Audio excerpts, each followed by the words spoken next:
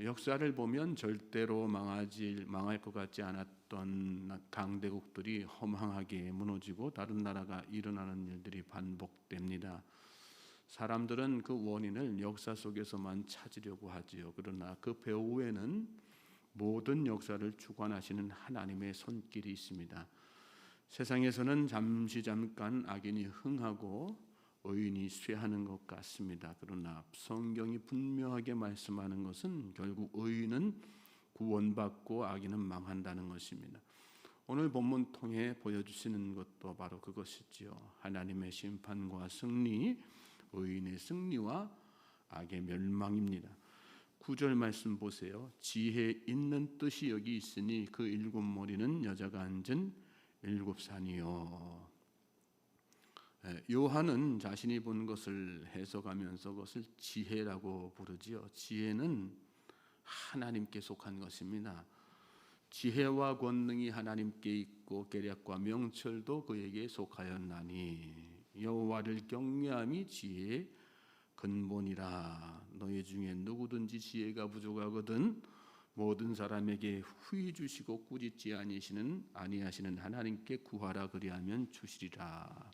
우리는 여호와를 경외함으로 지혜를 얻을 수 있습니다. 간절히 기도하면 지혜를 주시는 분이 하나님이십니다.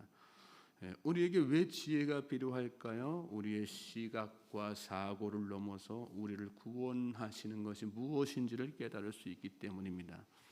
지금 우리에게 지혜가 다 있어요. 교훈과 책망과 바르게 함과 의로 교육하는 하나님의 말씀이 바로 지혜입니다. 우리는 말씀을 통해서 성령님의 뜻을 잘 깨달을 수가 있는 것입니다. 요한이 지혜를 통해서 본 것은 악의 세력이 잠시 동안 머무르지만 결국은 멸망에 들어간다는 사실입니다. 10절 11절 보세요. 또 일곱 왕이라 다섯은 망하였고 하나는 있고 다른 하나는 아직 이르지 아니하였으나 이르면 반드시 잠시 동안 머무리리라. 전에 있었다가 지금 없어진 짐승은 여덟째 왕이니 일곱 중에 속한 자라. 그가 멸망으로 들어가리라. 요한계시록의 목적은 앞으로 벌어질 일을 보여주는 그런 것이죠. 혹자는 오늘 본문에 나오는 짐승의 일곱 머리 또 일곱 왕을 로마의 황제라고 이렇게 해석하기도 합니다. 로마 요한이 살았던 시대에 로마처럼 강력한 세상 권력이 없었고 네로 황제와 같은 로마의 황제들이 앞장서서 기독교인들을 핍박했다는 그 시대적 배경을 전제로 한 그런 해석이죠.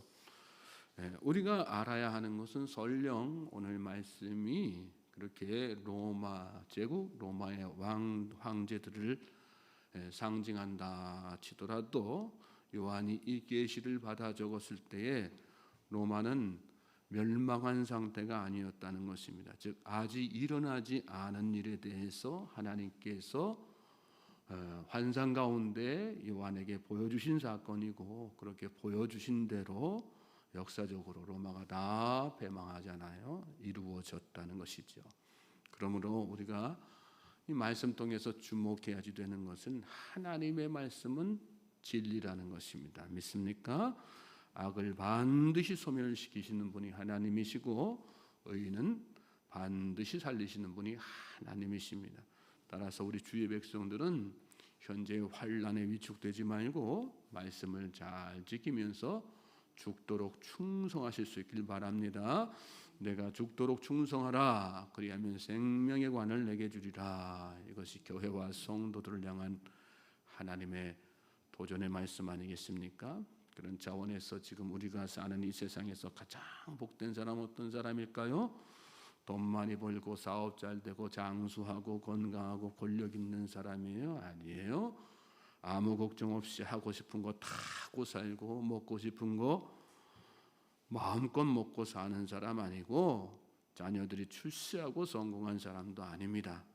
나의 지금 현실이 믿음 생활하기 정말 어려운 상황이지만 또 그런 환경에 처해 있지만 참고 인내하는 사람, 꿋꿋하게 신앙 잘 지키는 사람, 기도의 자리, 예배의 자리, 헌신의 자리를 지키기 위해서 삶이 어렵고 힘들지만 최선을 다하는 사람, 그런 사람은 복을 예비해 놓고 있는 사람이에요. 믿습니까?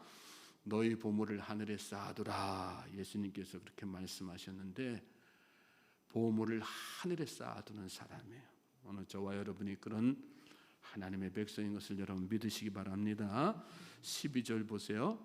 내가 보던 열불은 열왕이니 아직 나라를 얻지 못하였으나 다만 짐승과 더불어 임금처럼 한동안 권세를 받으리라. 7나라 7왕도 그렇고 여기 13절에 나오는 열왕도 실제 하는 왕이라기보다는 하나님을 대적하는 세상의 모든 악한 권세자들을 상징하는 것입니다. 7과 열은 완전 숫자이죠. 심판의 때에는 악이 그만큼 관영하는 거예요. 거짓과 탐욕이 세상을 가득 메웁니다. 저는 우리가 악이 가득 찬 마지막 때를 살지만 도리어 성령님이 내 안에 충만한 삶을 사실 수 있기를 축복합니다. 악이 더한 곳에 은혜도 더한다 그렇게 말씀했어요. 세상이 약할수록 의인의 빛은 더 찬란해지는 법입니다. 형광등 아래에 있으면 촛불이 그 존재감을 바랍니까? 바라지 못하죠. 촛불의 존재감이 드러나는 때는 정전으로 사방이 암흑 속에 있을 때, 온통 캄캄할 때. 오늘 저와 여러분의 주변이 온통 악으로 뒤덮여 있다고 해도 우리가 탄식할지언정 절망하지 않아야 되는 그런 이유죠. 그들이 한 뜻을 가지고 자기의 능력과 권세를 짐승에게 주더라.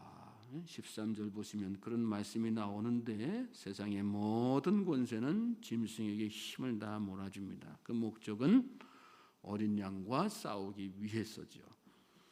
세상의 모든 힘과 권력을 하나로 모으는 목적은 어린 양과 싸우기 위해서입니다. 서로 경쟁하고 분열을 일삼던 그런 세력들이 어린 양과 대적하기 위해서는 한마음 한뜻이 되는 것을 말씀 가운데에서 보게 되죠. 이런 현상들이 다 나타날 것이라는 그런 말씀이고요. 지금도 이런 현상들이 우리 주변에서 벌어지고 있지 않습니까? 그런데 이런 일은 전혀 새로운 일이 아니에요.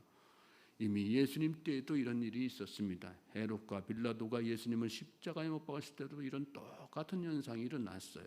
누가복음 23장 12절에 보면 헤롯과 빌라도가 전에는 원수였으나 당일에는 서로 친구가 되니라 이렇게 말씀해요.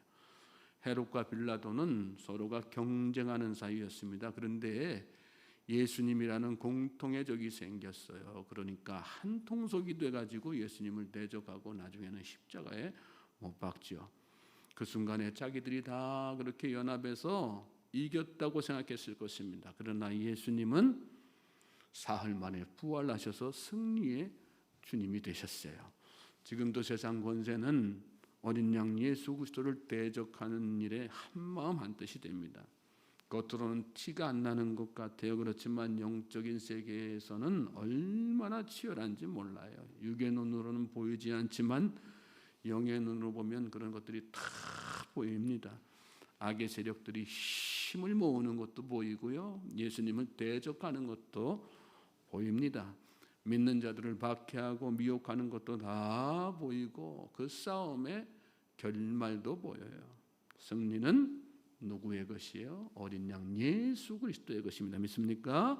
예수님이 승리자세요. 뿐만 아니라 예수님이 승리하신 것처럼 우리 주의 백성들도 승리한다는 것, 그게 얼마나 감사한 일인지 모릅니다. 14절에서 그거 말씀해 주시죠. 그들이 어린 양과 더불어 싸우려니와 어린 양은 만주의 주시요 만왕의 왕이심으로 그들을 이기실 터이요 또 그와 함께 있는 자들 곧 부르심을 받고 택하심을 받은 진실한 자들도 이기리로다.